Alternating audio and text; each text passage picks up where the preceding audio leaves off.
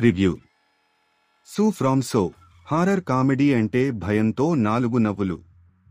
కానీ ఈసారి నవ్వు ఎక్కువ, భయం తక్కువ. కథ: ఒక చిన్న గ్రామంలో ఓ విధవైన హీరోయిన్ జీవితం చుట్టూ స్టోరీ తిరుగుతుంది. హీరోగా రాజ్ బి.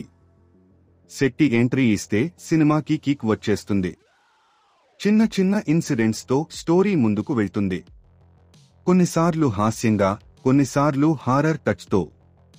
హైలైట్స్: గ్రామీణ వాతావరణం చాలా సహజంగా చూపించారు. హీరో యాక్టింగ్, టైమింగ్ బాగుంది. మొదటి భాగంలో ఉన్న కొన్ని కామెడీ సీన్స్ బాగా నవ్విస్తాయి.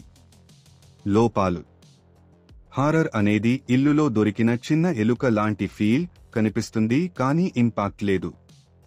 రెండో భాగం పేసింగ్ స్లోగా ఉంది.